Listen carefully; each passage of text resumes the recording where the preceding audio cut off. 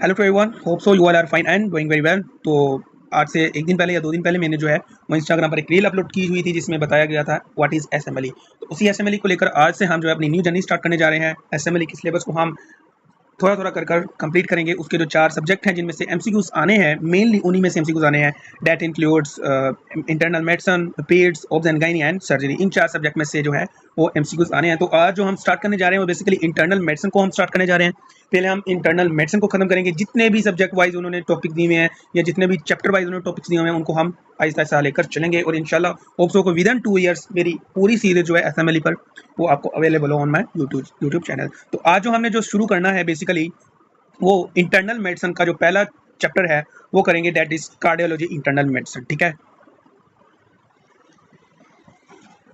Cardiology पर work करेंगे और कार्डियोलॉजी में जो उन्होंने आगे शॉर्ट लिस्ट किए हुए हैं कि किन किन टॉपिक से एमसीक्यूज आएंगे या आ सकते हैं, that includes coronary artery disease, heart failure, valvular heart disease, most importantly like left sided heart valve stenosis और rejection and atrial fibrillation and cardiovascular risk factor reduction management. ये जो टॉपिक्स हैं इनकी तरफ हम आएंगे। तो आज का जो हमारा जो टॉपिक है basically it is related to the coronary artery disease and अगर इसको हम सब डिवाइड करें तो आगे एक्यूट कोरोनरी सिंड्रोम भी हम इसी के अंडर रीड आउट या लर्न करेंगे। ठीक है, तो बढ़ते हैं हम अपनी वीडियो की तरफ और स्टार्ट करते हैं हम अपना topic.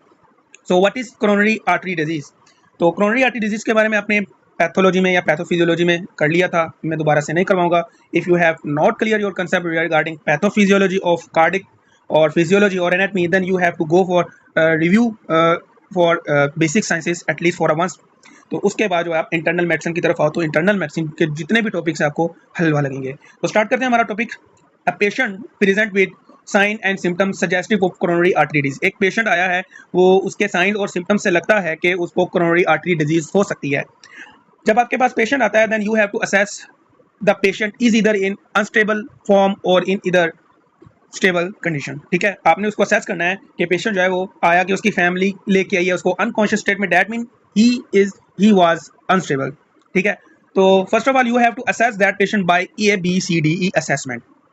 ABCD assessment. What is meaning of ABCD assessment? If the patient is unstable, if patient is unstable, then you have to go for ABCD assessment. A means airway, you have to check for airway.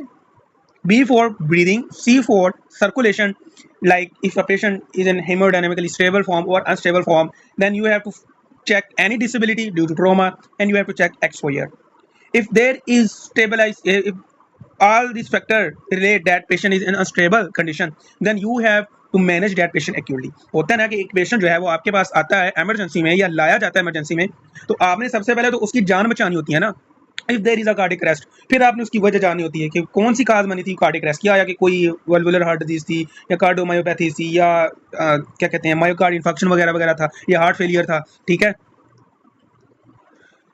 तो अब आपने उस patient को कैसे manage करना होता है actually. अगर आपके पास कोई कैट का पेशेंट आता है तो एक मशहूर ज़माना एक निमोनिक है मोना। ठीक है, M4 क्या है, मॉर्फिन देते हैं आप उसको, O for oxygen, N for nitroglycerin, A for aspirin वगैरह देते हो। ठीक है, लेकिन आपने इसको एक्यूट मैनेज करना है। If there is airway obstruction then you have to stabilize airway, breathing, circulation. आपने IV एक्सेस भी ऑब्टेन कर लेनी है। ठीक है, आपने उसको फ्लूइड देने हैं, प्रोवाइड सप्लीमेंटेड ऑक्सीजन। ठीक है, वाइटल साइन मॉनिटरिंग वगैरह करनी है। ये सारे के सारे जो है ये एक्यूट मैनेजमेंट में आ जाते हैं इफ पेशेंट इज कंसीडर्ड और लुक्स लाइक अनस्टेबल इन स्टेट। ठीक है, तो ये था अनस्टेबल पेशेंट को आपने कैसे एक्यूटली मैनेज करना है इन case of coronary artery disease. Pulmonary artery disease में भी कुछ ऐसा ही मैनेज करते हैं, हम एक्यूटली मैनेज करते हैं। मोना को छोड़कर हम उसका एयरवे स्टेबलाइज, एयरवे को स्टेबलाइज करते हैं, ब्रीदिंग की देखते हैं, circulation, obtain IV access, provide supplemental oxygen and vital sign monitoring. ठीक है, उसके बाद आ जाओ if a patient looks like stable in condition, like वो बोल भी रहा है, उसकी मेंटल स्टेटस जो है वो भी ठीक है, अच्छे से बोल रहा है, लेकिन वो बार बार कंप्लेनिंग कर रहा है कि मुझे चेस्ट पेन हो रहा है, then you have to focus on history and physical examination. ठीक है, अब जो हिस्ट्री एंड फिजिकल एग्जामिनेशन है वो आपको क्या क्या बता सकता है, वो आपको बता सकता है कि मुझे चेस्ट डिस्कम्फर्ट हो रहा है। ठीक है, वो कह रहा है कि मुझे सोप विद एक्सर्शन हो रहा है, शॉर्टनेस ऑफ ब्रेथ हम इसको कहते हैं। ठीक है, ऑन एक्सर्शन।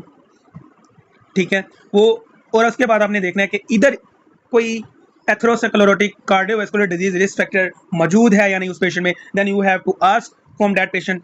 आपने उसकी एज पूछ लेनी है, ठीक है। ये एज के साथ साथ इसके चांसेस बढ़ जाते हैं कैट के।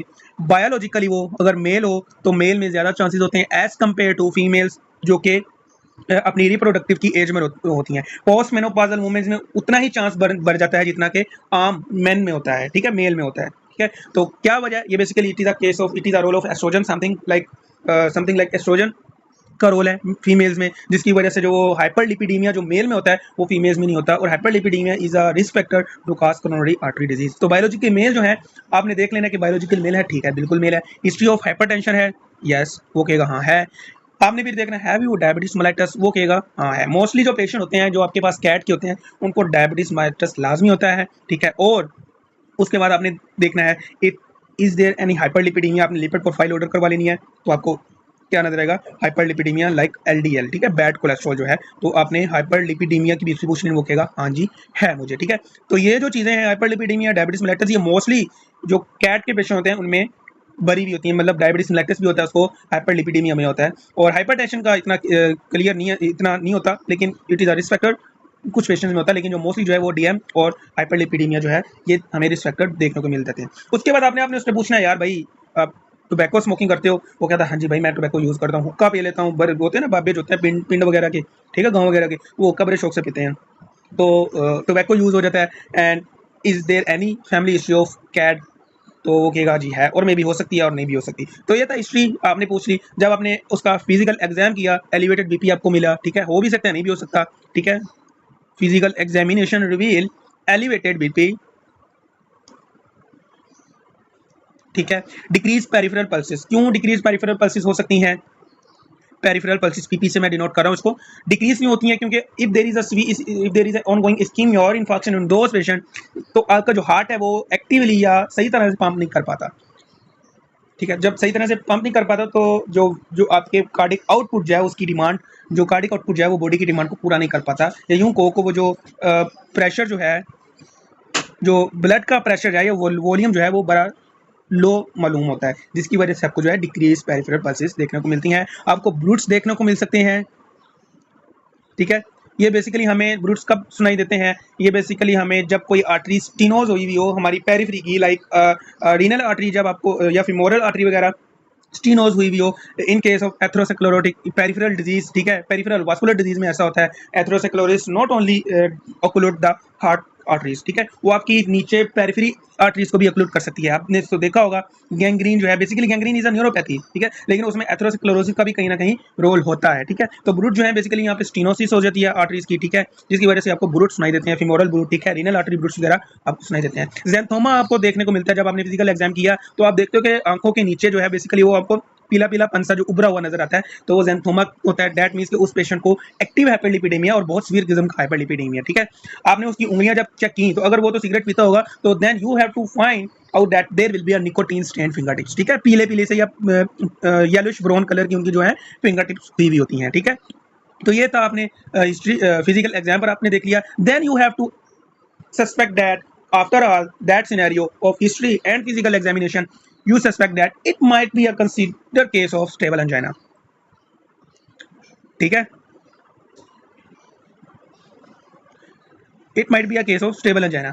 अगर आपने असेस कर लिया है या सस्पेक्ट किया अभी it is a case of stable angina, then you have to further assess कि आया कि ये स्टेबल एंजाइना ही है या कुछ और है, like myocardial infarction, myocardial ischemia, ठीक है। Then you have to perform some test. First of all ECG order करनी है आपने, ठीक है। उसके बाद आपने कार्डिक एंजाइम असे पैनल आपने मंगवाना है, दैट इंक्लूड्स ट्रोपोनिन, सीकेएमबी, ठीक है, ये मोस्टली होते हैं सीकेएमबी, ट्रोपोनिन टी, ट्रोपोनिन आई, ठीक है। तो आपने cardiac enzyme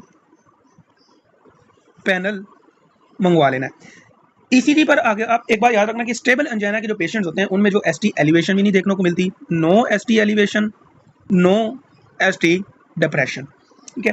there are might be T wave, inverted T waves, Q waves और left bundle branch block may be seen in stable angina but not ST elevation not ST depression, ठीक है।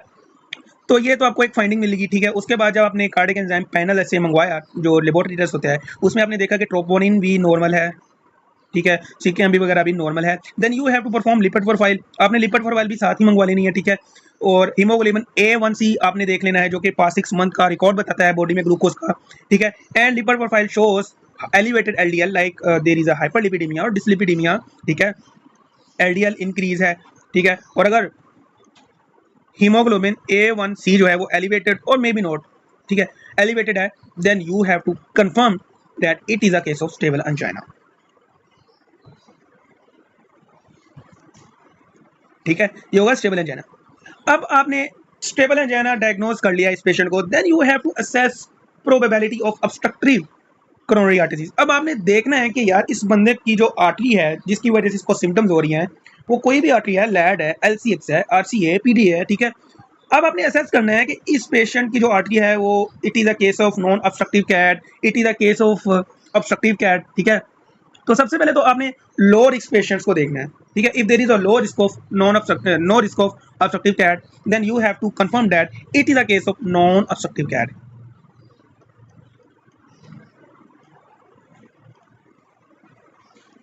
ठीक है। अब जो नॉन ऑब्स्ट्रक्टिव कैट है इनमें हम ट्रीटमेंट कैसे करते हैं, you have to consult on lifestyle modification. अब लाइफस्टाइल मॉडिफिकेशन में क्या क्या आ जाता है, अगर वो बंदा ओबीज है उसको कहना है भाई अपना मोटापा कम करो, एक्सरसाइज किया करो, aerobic exercise 30 minutes a day, ठीक है, ये किया करो, ठीक है। उसके बाद स्मोकिंग, क्विट स्मोकिंग, स्मोकिंग को छोड़ दो, स्मोकिंग रिड्यूस वेट, ठीक है।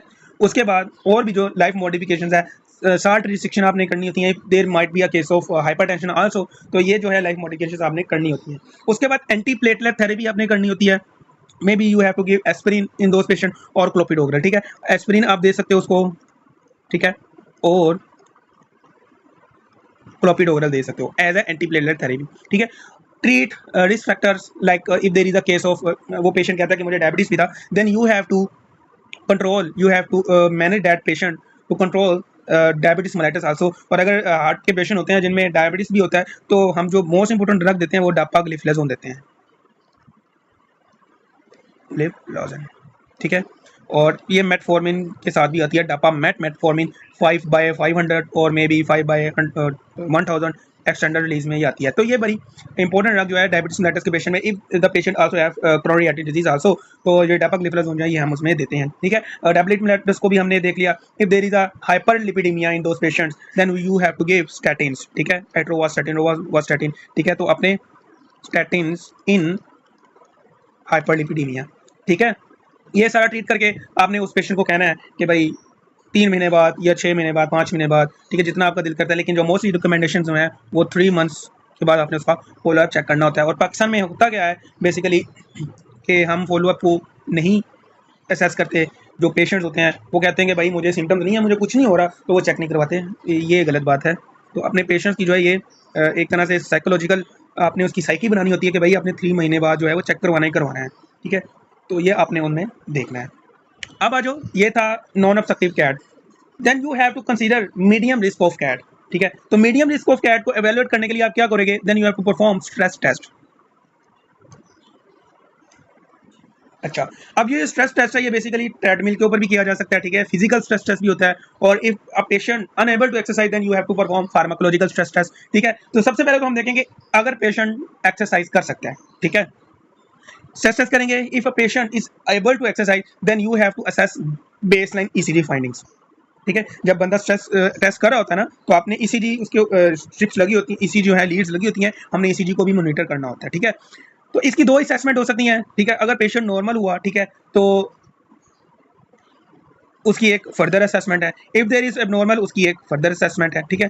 If there is a normal ECG changes, ECG normal on stress test, then you have to consider it may be a mild ischemia case or it is none case of the ischemia, no or mild ischemia, ठीक है। तो normal की तरफ आ रहे हो तो मैं यहाँ पर लिख देता हूँ नो और माइल्ड इस्कीमिया, ठीक है। तो डेट मीन्स कि it is a case of non obstructive CAD, वही जो पहला हम ऊपर बचे हैं। तो जो जो ट्रीटमेंट मैंने ऊपर बताया था कि क्या ट्रीटमेंट करना है इन पेशेंट में नॉन ऑब्स्ट्रक्टिव कैट में, lifestyle modifications, antiplatelet therapy, clopidogrel दे सकते हो, एस्पिरिन दे सकते हो in case of diabetes mellitus, ठीक है, डापाग्लिफ्लोज़ोन दे सकते हो, ठीक है। उसके बाद हाइपरलिपिडेमिया भी है, रिस्क फैक्टर को हमने ट्रीट करना है ना, तो आपने स्टैटिन्स ऐड कर देने हैं, ठीक है। और इफ देयर इज लेकिन इसमें एक चीज़ ऐड आपने करनी है, ट्रीट अंजाना इफ प्रेजेंट। अगर उस बंदे को अभी भी अंजाना पेन है then you have to give nitroglycerin, ठीक है, बीटा ब्लॉकर्स, ठीक है, ये आप दे सकते हो, ठीक है। उसके बाद वही फॉलोअप चेकअप आपने 1 to 3 मंथ्स के दरमियान करवाना ही होता है। तो ये बड़ी एक चीज़ है जिसको पेशेंट जो है टोटली इग्नोर करता है, ऐसा नहीं करना चाहिए। तो मेरी यही गुजारिश है कि अगर आप एक अच्छे डॉक्टर हो तो उनको समझाएं कि भाई 3 महीने बाद जो है अपना फॉलोअप चेकअप करवाना चाहिए, या डिफरेंट डिजीज से रिलेटेड जो भी आपका क्राइटेरिया है फॉलोअप का वो आपको फॉलो करना चाहिए, पेशेंट्स को इन चीज़ों का बताना चाहिए। अच्छा, इफ देयर इज एबनॉर्मल, आपने पेशेंट था, उसने एक्सरसाइज की, आपने ईसीजी फाइंडिंग देखी तो वो अबनॉर्मल थी, एसटी एलिवेशन था या डिप्रेशन था, ये टी वेव इन्वर्टेड थी, ठीक है। देन यू हैव आपने exercise stress test with imaging भी किया, इको न्यूक्लियर इमेजिंग कर ली ट्रेडमिल पर, ठीक है, ठीक है। तो उसके बाद आपने असेस करना है कि it is a case of obstructive CAD, moderate to severe ischemia, moderate to ischemia, ठीक है, it is a case of obstructive CAD, ठीक है। Then you have to perform invasive coronary angiography ICA, ठीक है, plus revascularization on needed. ये treatment goal है obstructive cat का, ठीक है। अब आ जो एक पेशेंट है वो अनएबल टू एक्सरसाइज है, ठीक है, वो एक्सरसाइज नहीं कर सकता, then what should you do, ठीक है। तो आपने उसमें जो है फार्माकोलॉजिकल स्ट्रेस टेस्ट करना है। कुछ ड्रग्स हैं जिससे हम फार्माकोलॉजिकल स्ट्रेस टेस्ट करते हैं। पाकिस्तान में जो मोस्टली किया जाता है वो एडिनोजिन डुबुटामीन स्ट्रेस टेस्ट किया जाता है, ठीक है। तो ये बात याद रखना, डुबुटामीन स्ट्रेस टेस्ट, ठीक है। ये केस भी आ सकता है, ये सारी चीज़ें हैं, ये समझने की चीज़ें हैं, आपने डिफरेंट केस बनाने हैं। अच्छा, डिबूटामिन स्ट्रेस टेस्ट के अकॉर्डिंग इस तरह का केस आ सकता है कि एक पेशेंट था, उसको चीफ कंप्लेंट थी ये ब्ला ब्ला, चेस्ट में पेन थी, ईसीजी भी कर ली, ठीक है, नॉर्मल थी, ट्रोपोनिन भी कर लिया, नॉर्मल था, डेफिनेटिव डायग्नोज नहीं बन सका कैट का, तो वो एक्सरसाइज भी नहीं कर सकता। Then what should you do for best of your next management, ठीक है। तो आपने कहना है कि we will perform dobutamine stress test की, तो वो एक्सरसाइज नहीं ना कर सकता, ट्रेडमिल वगैरह पर एक्सरसाइज नहीं कर सकता, तो आपने डिबूटामिन दे देना है, ठीक है। उसके बाद या उसको एडिनोजिन दे देना है, ठीक है, और फिर आपने असेस कर लेना है, ठीक है। असेस से रिजल्ट क्या करना है, there might be no ischaemia और mild ischaemia, then you have to follow the first case. Like उसमें हमने क्या किया था, नॉन ऑब्स्ट्रक्टिव कैट में, उसमें हमने लाइफ मॉडिफिकेशन की, एंटी प्लेटलेट थेरेपी की, treat risk factor like diabetes mellitus, ठीक है। उसके बाद हाइपरलिपिडीमिया, ठीक है। उसके बाद हमने उसको फॉलोअप के लिए 3 मंथ बाद बुला लिया, ठीक है। और उसके बाद अगर ऑन डुबुटामिन स्ट्रेस टेस्टिंग और adenosine stress testing there might be seen moderate to severe ischemia, then you have to consider it is a case of obstructive cat। तो obstructive cat में हमने जो है वो ये ट्रीटमेंट बताया था, इन्वेसिव कोरोनरी एंजियोग्राफी करेंगे प्लस रिवास्कुलराइजेशन, और नॉट ऑन नीड हम जो है रिवास्कुलराइजेशन जो है वो कर देंगे। उसके बाद हाई रिस्क जो पेशेंट्स होते हैं जिनमें कैड होने का ज्यादा चांसेस है, लाइक हाई रिस्क हम कैसे पता लगा सकते हैं, यही कि रिस्क फैक्टर से पता लगा सकते हैं, बायोलॉजिकल मेल है, एज ज्यादा है, ठीक है, सिगरेट पीता था, ठीक है। उसके बाद हाइपरलिपिडीमिया, ओबीज है, डायबिटीज मेलाइटस आल्सो है उसको, तो फिर हम कह सकते हैं कि भाई it is high risk case of obstructive CAD, ठीक है, इसमें इस चीज़ का रिस्क ज्यादा हो सकता है। Then you have to perform like यही वाला सीन जो है आपने हाई रिस्क में भी जो है ICA और पॉजिटिव माइनस जो है रिवास्कुलराइजेशन आपने इसको करनी है ऑन नीडेड, ठीक है। तो ये था कोरोनरी आर्टरी डिजीज से रिलेटेड कुछ मेन पॉइंट्स, कुछ अहम पॉइंट्स। अब जो है हमने इसके अंडर जो है कोरोनरी आर्टरी डिजीज के अंडर एक्यूट कोरोनरी सिंड्रोम पढ़ना है, ठीक है। और एक्यूट कोरोनरी सिंड्रोम जो है वो बेसिकली उसमें हम फर्दर पढ़ेंगे कि what is unstable angina, stable angina, ठीक है, and what is STEMI NSTEMI myocardial infarction, ठीक है। अच्छा, तो हम स्टार्ट करते हैं what is acute coronary syndrome. Acute coronary syndrome में बेसिकली ये 3 चीज़ें ही आती हैं, स्टेबल अंजाइना आ जाएगा, अनस्टेबल अंजाइना आ जाएगा, और जो है क्या आ जाएगा, myocardial infarction, ischemia, STEMI and STEMI वगैरह आ जाएगा, ठीक है। तो हम स्टार्ट करते हैं यहीं से, एक्यूट कोरोनरी सिंड्रोम, ठीक है। आपके पास पेशेंट आया, आपने कैड एवेलुएट कर लिया, आपने मैनेज भी कर लिया उसको, पेशेंट को मोना से, जो कि मैंने ऊपर बताया। M4 आपने उसको मॉर्फिन दी, ठीक है, ऑक्सीजन दी, नाइट्रेट्स दिए, नाइट्रोग्लाइसरीन, एस्पिरिन दी, ठीक है, चुएबल एस्पिरिन देनी होती है, ठीक है।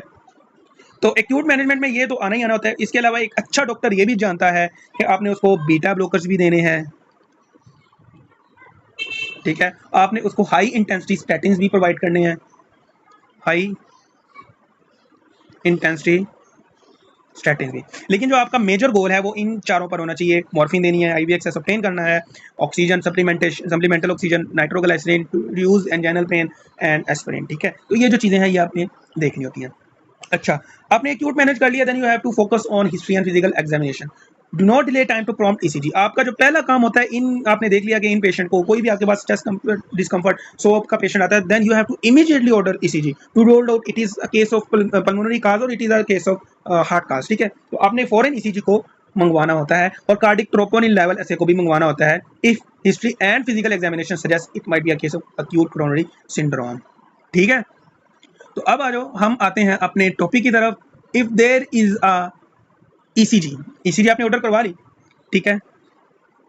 ईसीजी ऑर्डर करवाने के बाद आपने देखा इफ देयर इज अ, दो साइन आपने देखने हैं, लोकलाइज्ड एसटी एलिवेशन, ठीक है। लोकलाइज का मतलब maybe it is the case of inferior wall MI, maybe it is the case of anterolateral, maybe it is the case of anteroseptal, maybe it is totally anterior wall MI, it is a posterior wall MI, ठीक है। तो ये localise ST elevation होती हैं, ठीक है।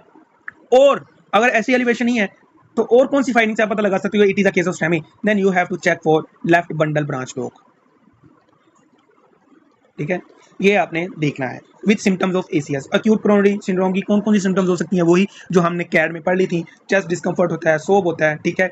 If there is a stable angina that pain aggravate on exercise, if there is unstable angina that pain will happens on rest also. तो ये जो चीजें हैं इनको हमने देखना होता है, ठीक है।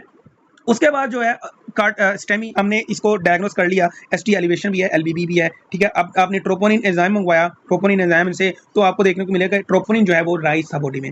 Then you have to consult cardiology team management, ठीक है।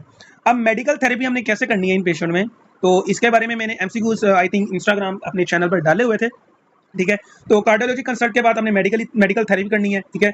आपने पीसीआई को बिल्कुल भी डिले नहीं करना इफ इंडिकेटेड, ठीक है। एडिशनल एंटीप्लेटलेट एजेंट्स आपने देने हैं like क्लोपिडोग्रल with aspirin, also anti coagulation आपने एजेंट्स भी देने हैं। उसके बाद आपने देखना है कि आपने सिम्टम्स ऑनसेट टाइम को असेस करना है, ठीक है। अब स्टेमी के पेशेंट की सिम्टम को ऑनसेट करने के दो क्राइटेरिया हैं, ठीक है। एक क्राइटेरिया है कहता है कि if there is a symptom onset 12 hours. ये चीज़ें बड़ी याद रखने की वाली हैं, ठीक है। इनके बारे में अगर आप एसएमएल दे रहे हो, नोट एनआरई, तो ये जो चीज़ें आपने देखनी है, क्योंकि जब आपके पास पेशेंट आता है तो आपको बताता है कि मुझे कितनी देर से ये सिम्टम्स हैं या साइन एंड सिम्टम्स हैं, ठीक है। और एक हमारे पास असेसमेंट आती है 12 आवर्स से ज़्यादा ऑनसेट ऑफ सिम्टम है, ठीक है। अगर लेस देन 12 आवर्स है then you have to assess PCI availability, कि आया कि पीसीआई अवेलेबल है यानी विद इन 90 मिनट्स और नॉट, ठीक है। अब इसकी दो फर्दर असेसमेंट्स हैं। If PCI available less than 90 minutes, इसको हम डोर टू बैलून टाइम भी कहते हैं, ठीक है। वो कह रहा है कि डोर टू बैलून टाइम क्या है, door to balloon time is a time reaching to the hospital from start from reaching from the hospital to cath lab to doing PCI, ठीक है। If there is a 90 minutes, for example एक question आपको सादा अल्फाज में मैं ये बता दूं, अब बंदा पहुंच गया हॉस्पिटल, ठीक है। विद इन 90 मिनट्स अगर उसके 90 विद इन 90 मिनट्स में अगर पॉसिबल है पीसीआई, तो आपने emergency coronary angiography plus PCI कर देनी है उस पेशेंट। क्यों पीसीआई 90 मिनट से ज़्यादा क्यों हो सकता है, maybe there is a load in hospital, ठीक है। अब बारी बारी सबकी बारी आनी है ना, ठीक है। और अगर PCI available in greater than 90 minutes, या यूं कहो कि 90 मिनट्स भी गुजर चुके हैं, ठीक है, then you have to give fibrinolytics if no contraindication, ठीक है। आपने ये देखना है कि if PCI available within 90 minutes then you have to perform emergency coronary angiography plus PCI, ठीक है। और आपने दूसरा सेस ये करना है कि PCI available, if PCI available more than 90 minutes, ठीक है, then you have to go for fibrinolytics, ठीक है। फाइब्रिनोलाइटिक्स में भी जो दो हैं वो हमारे पाकिस्तान में यूज़ होते हैं। बेसिकली जो मिडिल क्लास तबका या गरीब तबका है वो बेसिकली स्ट्रेप्टोकाइनेज यूज़ करते हैं, ठीक है। और जो ये बेसिकली 5000 तक की प्राइस में मिल जाता है, लेकिन इसके कुछ बेनिफिट्स भी हैं, एडवांटेज भी हैं, डिसएडवांटेजेस भी हैं, ठीक है। और टीपीए भी है जिसको हम एल्टापेस कहते हैं, ये महंगा होता है, ये 2 लाख तक का इंजेक्शन आता है, ठीक है। लेकिन ये ज़्यादा स्टैंडर्ड है एज कम्पेयर टू स्ट्रेप्टोकाइनेस, क्योंकि स्ट्रेप्टोकाइनेस से हम एक टाइम दे सकते हैं, नेक्स्ट टाइम हम स्ट्रेप्टोकाइनेस नहीं दे सकते, क्योंकि ये बैक्टीरिया से प्रोड्यूस किया जाता है और जो हमारी बॉडी है उसको एज अ एंटीजन रिस्पॉन्स देती है और एंटीबॉडीज इसके खिलाफ बनती हैं। तो नेक्स्ट टाइम जब हम स्ट्रेप्टोकाइनेस देंगे ऑन डिमांड और ऑन नीड, तो ये जो स्ट्रेप्टोकाइनेज है ये कोई भी काम नहीं करेगा, ठीक है। तो ये था 12 hour, less than 12 hour assessment and under balloon to door time assessment, ठीक है। अच्छा, अब जो सिम्टम्स ऑनसेट है वो कह रहा है कि मुझे 12 आवर से है, दूसरी असेसमेंट थी हमारी ये। Then you have to assess for evidence of ongoing ischemia, ठीक है। अब ऑनगोइंग इस्कीमिया को आप एविडेंस एज असेसमेंट कैसे कर सकते हो, then you have to check refractory angina. Refractory angina वो हो सकता है like despite of all medication उसका एंजाइना पेन खत्म नहीं हो रहा, ठीक है, ये हो सकता है रिफ्रैक्टरी एंजाइना, ठीक है। हीमोडायनेमिकली इंस्टेबिलिटी, हाइपोटेंशन, ठीक है, टैकीकार्डिया, ये है उस पेशेंट में। डायनेमिक कीसी चेंजेस, मतलब कोई भी पता नहीं लग रहा टीवे भी वही कहाँ पे है, अपराइट है, ठीक है, एसटी डिप्रेशन, एसटी एलिवेशन, ठीक है, या उसको फिब्रिलेशन या टैकीकार्डियाज हो रहे हैं, ठीक है। उसके बाद वेंट्रिकल अरिथमिया है, ठीक है, heart failure, sign of heart failure, ठीक है। अगर ये सारे साइन हैं, ये सारे साइन हैं, then you have to go immediately emergency coronary angiography plus PCI. और अगर ये साइन नहीं है then you have to continue medical therapy. अब मेडिकल थेरेपी में क्या क्या था, एस्पिरिन आपने दे दी थी in case of diabetes mellitus patient, dapagliflozin आपने उस पेशेंट को दिया, ठीक है। हाइपरलिपिडीमिया को कंट्रोल करने के लिए आपने उसको स्टैटिन दिए, ठीक है। क्लोपिडोग्रल भी आपने दे दी उसको, ठीक है। तो आपने उसका जो मेडिकल थेरेपी जो है वो जारी रखना है, कंटिन्यू रखना है, ठीक है। फिर आपने उसको फॉलोअप के लिए 3 माह बाद आपने दोबारा बुलाना है, ठीक है। उसके बाद आ जाओ, ये था स्टेमी एसटी एलिवेशन।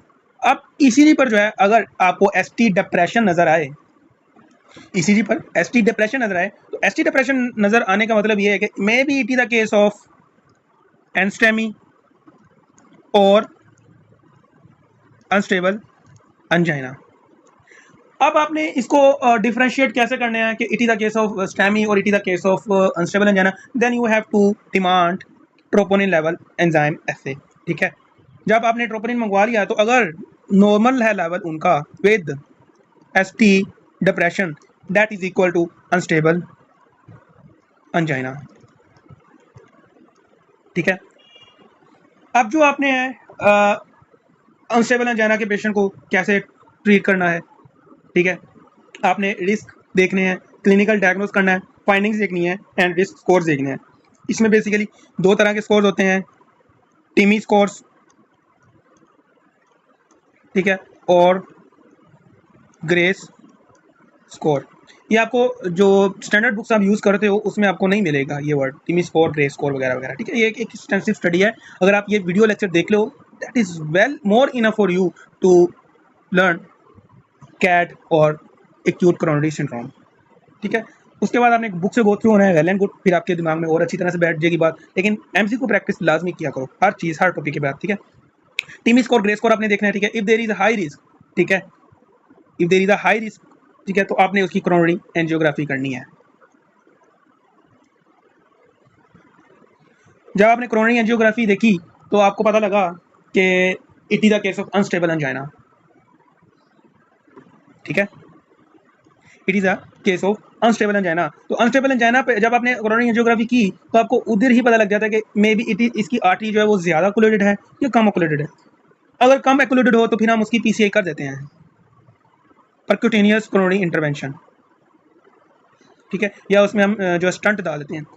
और अगर एंजियोग्राफी पर आपको नजर आया है it is the case of multi vessel left coronary artery disease, लैट जो है प्रोक्सिमल आर्टरी से प्रोक्सिमल आर्टरी जो है वो पूरी की पूरी डैमेज हुई हुई है, लैट जो है कैबेज मल्टी वेसल डिजीज है, then you have to perform CABG coronary artery bypass graft. बस ये याद रखो कि if there is a multi vessel disease तो आपने उसकी कैबेज करनी है लेफ्ट कोरोनरी आर्टरी में, ठीक है। और अगर सिंगल है, सिंगल आर्टरी ओक्लूडेड है तो आपने उसकी पीसीआई कर देनी है या स्टंट डाल देना है या उसकी रिवास्कुलराइजेशन कर देनी है, ठीक है। तो ये चीज़ें जी अनस्टेबल अंजाइना में आपने देखनी होती हैं, ठीक है।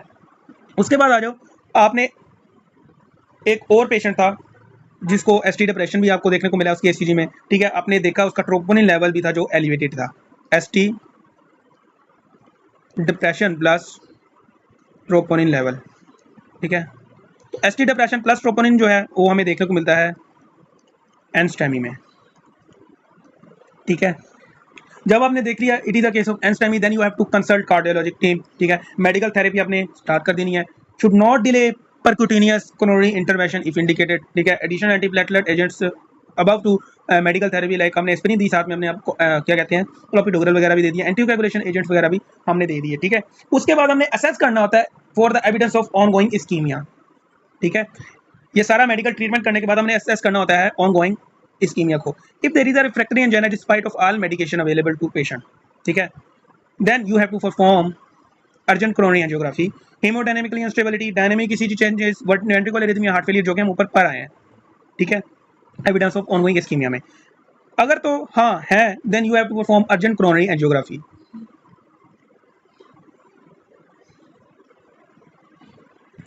ठीक है। अब अगर एंजियोग्राफी पर सिर्फ एक आर्टरी ऑक्लूडेड है तो आपने पीसीआई करनी है, ठीक है। अगर मल्टी वेसल है जैसे कि हमने अर्सेबल में देखा then you have to perform CABG coronary artery bypass graft, ठीक है। और आप देखते हो कि इस पेशेंट में एसिड डिप्रेशन था, ट्रोपोनिन लेवल भी राइज था, लेकिन there is no evidence of ongoing ischemia, like there is no refractory angina. That means के जो हम पेशेंट को जो थेरेपी दे रहे हैं वो रिस्पांस कर रहा है पेशेंट उससे, ठीक है, उसका एंजाइना पेन जा रहा है। There is no haemodynamically instability, like उसका हाइपर जो उसका ब्लड प्रेशर वो कंट्रोल है, उसको नो टैकिकार्डिया है, रेट कंट्रोल जो है वो लेस देन 100 है, ठीक है। डायनामिक ईसीजी चेंजेस नहीं है, नॉर्मल ईसीजी आपको देखने को मिल रही है। There is no ventricle arrhythmia, जारी सी बात है अगर जो हार्ट रेट है वो 100 से कम है तो मेडिकल एरिथमिया भी नहीं है। There is no sign of heart failure like dyspnea, dyspnea, orthopnea, ठीक है। तो ये जो चीज़ें हैं ये आपने देखनी है। अगर नहीं है then you have to continue your medical therapy, like आपने जो उसको दिया एंटीप्लेटलेट ड्रग दे दी, ठीक है, एस्प्रिन, क्लोपिटोग्रेल दे दिया, उसके रिस्क फैक्टर को कम रिड्यूस करने के लिए। अगर it might be due to atherosclerotic disease, मैं बार बार बोल रहा हूँ इन चीज़ों को ताकि ये बातें आपके ध्यान में बैठ जाएं, ठीक है। तो एथेरोस्क्लेरोटिक डिजीज में फिर हम स्टेटिन देंगे, ठीक है, एट्रोवास्टेटिन वगैरह दे देंगे, ठीक है। उसके बाद जो है अगर it is the case of diabetes mellitus, तो डायबिटीज मेलिटस के मैंने पेशेंट में ये भी देखा है कि उसमें डापाग्लिफ्लाजोल और मेटफॉर्मिन वगैरह तो ऐड करते ही करते हैं, ठीक है, लेकिन साथ में वो एस इनहिबिटर्स भी ऐड करते हैं, ठीक है, ताकि वो जो हार्ट की जो मोर्टेलिटी है उसको कम किया जाए, ठीक है, रीमॉडलिंग की जाए हार्ट की। एस इनहिबिटर्स हो गया, ठीक है, या एंजियोटेंसिन रिसेप्टर ब्लॉकर्स हो गए, वो भी एड ऑन इन थेरेपी में होते हैं, ठीक है। और life style modification very very important है। आपने उस पेशेंट को जितना करेज हो आपने करना ही करना है। लाइफ स्टाइल मॉडिफिकेशन जो है वो बहुत बहुत ज़्यादा इंपॉर्टेंट है। स्टडीज सोर्सेज बताते हैं या स्टडीज के जराए जो हैं वो बताते हैं, अमेरिकन कॉलेज ऑफ कार्डियोलॉजी जो जिसका मैं as a medical student member भी हूँ, तो उधर मैंने एक आर्टिकल बनाया था कि जो अगर आप स्मोकिंग को क्विट करते हो, quitting smoking in case of CAD, ठीक है, वो बताते हैं quitting smoking in case of CAD, ठीक है, पल्मोनरी डिजीज में भी होता है, ठीक है। तो वो उसके जो चांसेस है डिजीज के वो पहले ही साल में with in 1 year less than 50% हो जाते हैं। लेकिन एक चीज़ को जब आपने तबाह कर लिया उसको दोबारा रिकवर होने में टाइम तो लगता है ना, तो ये 50% तक ही आ जाना, less than 50% with in 1 year, यही बड़ी बात है। इसलिए मैं कहता हूँ कि पेशेंट्स को है वो करेज करना चाहिए, स्मोकिंग छोड़ दें भाई। जो आपकी ओबेसिटी है इसको लाजमी कंट्रोल करें, क्योंकि ओबेसिटी जो है वो बेसिकली डायबिटीज मेलिटस का बाइस बनती है। जब डायबिटीज मेलिटस होगा, हाइपरग्लिसीमिया होगा, excessive glucose leads to hypercholesterolemia, ठीक है, कोलेस्ट्रॉल बनेगा, बैड एलडीएल बनेगा, ठीक है, वो डिपॉजिट होगा जाकर आपकी हार्ट की चीज़ों को नहीं खाली तबाह बर्बाद करेगा, आपकी पेरिफेरी की जो वेसल्स हैं उनको भी तबाह बर्बाद करेगा, गैंग्रीन हो जाएगा, आपको फुट गैंग्रीन हो जाएगा, हैंड गैंग्रीन भी हो जाता है। तो ये जो चीज़ें हैं ये आपने बतानी होती हैं उन पेशेंट्स को, कंसल्ट करना होता है, एक मैनेज करना होता है पेशेंट को, आपने कैसे लाइफस्टाइल मॉडिफिकेशन से उसको हैंडल करना है। आप यूँ कह सकते हो कि भाई आपने अगर एक्सरसाइज करोगे, ठीक है, तो स्मोकिंग छोड़ दोगे, तो आने वाले वक्त में भी होते हैं ना कुछ मरीज के यार हमने दवाइयाँ नहीं खानी, हम पूरी जिंदगी दवाइयाँ खाते हैं, तो आपने इतना करेज करना होता है कि भाई देखो अगर ये लाइफ स्टाइल मॉडिफिकेशन में है ये करोगे तो मे बी इन फ्यूचर आपको हम टेपर कर दें डोजेज को, और एक वक्त आए कि आपको ये दवाइयाँ ना लेनी पड़े, ठीक है। जो जब एक पेशेंट डायग्नोज हो जाता है हार्ट का, ये जो मेडिसिन है ये लाइफ लॉन्ग ही चलनी होती है, लेकिन हमें पेशेंट को एक हौसला देना है, करेज करना होता है ताकि वो इन चीज़ों की तरफ आए, ठीक है। उसके बाद जो आपने जो उनको फैटी चीज़ नहीं देनी होती, ये बड़ी इंपॉर्टेंट है, like oil from animal sources. होता है ना कि देसी घी खा के बड़ी जान आ गई है बंदे में, है ना, होता है ना गाँव वगैरह में, तो देसी घी खाए को बड़ी जान है भाई। Desi ghee is the cardiovascular risk factor, ठीक है, एक लिमिट में आप खाओ, ठीक है यार, लेकिन ये क्या कि रोज़ ही थक भी जाओ, रोज़ जो है वो नहीं खाना।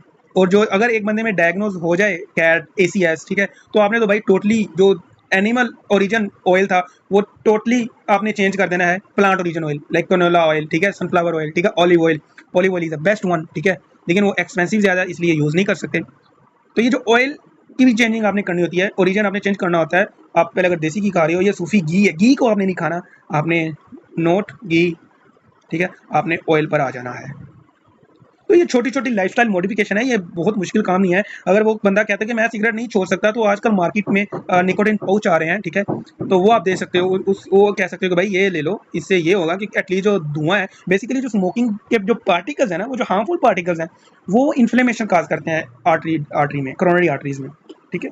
तो वो उस धुएं से बचने के लिए आप निकोटिन पाउच का इस्तेमाल करने का कह सकते हो कि भाई ये ले लिया करो, स्मोकिंग को छोड़ दो। जितना स्मोकिंग आपको मज़े देती है, ये जो निकोटिन पाउच है ये उससे ज़्यादा आपको मज़ा देंगे। आपके मुंह से बदबू भी है क्योंकि वो फ्लेवर्ड होते हैं, ठीक है, टोबैको का जैका होता है उसमें, फ्लेवर्ड होते हैं, तो आप उस तरह से उसको करेज कर सकते हो। तो ये सारी जो चीज़ें हैं ये आपने अपने पेशेंट को बतानी होती हैं ताकि उसकी जो लाइफ सर्वाइवल है वो बढ़ सके और जो मोर्टेलिटी है वो कम हो सके। होप सो आपको ये जो मेरी वीडियो है ये मैंने बड़े अच्छे वे में, बड़े अच्छे और डेफिनेट एक डीप मीनिंग वे में एक रिव्यू दिया है कोरोनरी आर्टरी डिजीज़ अंडर हमने जो है वो एक्यूट कोरोनरी सिंड्रोम की भी पढ़ लिया है। तो ये कोरोनरी आर्टरी डिजीज था, एक हमारा टॉपिक खत्म हो गया। इसके बाद हमारे जो है वो रह गए 3 से 4 टॉपिक्स रह गए इंटरनल मेडिसिन चैप्टर कार्डियोलॉजी से रिलेटेड। जो रिस्क फैक्टर रिडक्शन है कार्डियोलॉजी के, वो भी हम साथ साथ पढ़ रहे हैं। लाइक अगर डायबिटीज मेलिटस है उसको कैसे कंट्रोल करना है, ठीक है। तो वो टॉपिक जो है वो हर डिजीज में साथ साथ होता जा रहा है, ठीक है। तो मुझे दीजिए इजाजत, मिलते हैं हम नेक्स्ट वीडियो में। तब तक के लिए मुझे अपनी दुआओं में याद रखें। अगर ये आपको लेक्चर अच्छा लगा, अगर आपको लग रहा है कि मैं वाकई में कोशिश कर रहा हूँ आपको कुछ देने की, जो नॉलेज मेरे पास है वो मैं कन्वे करने की कोशिश कर रहा हूँ, अगर आपको लगता है कि यार ये बंदा वाकई में हमारे लिए कुछ कर रहा है, तो मैं ये नहीं कह रहा कि मुझे सब्सक्राइब करो, ठीक है, मुझे लाइक करो। मैंने कभी नहीं देखो कहा, मेरी तकरीबन कोई 40-50 वीडियोस ऑलरेडी अपलोड हैं। मैंने किसी भी वीडियो में नहीं कहा कि मुझे सब्सक्राइब करो या मुझे लाइक करो, ठीक है। मैं सिर्फ यही कहता हूँ कि मुझे दुआओं की ज़रूरत है। दुआएं बहुत ज़्यादा मैटर करती हैं इंसान के लिए, तो अपनी दुआ में हमेशा याद रखा करें दूसरों को भी और अपने प्यारों को भी, और उनको भी जो आपके लिए कुछ कोशिश करते हैं। Hope so you like the video. अल्लाह हाफिज़।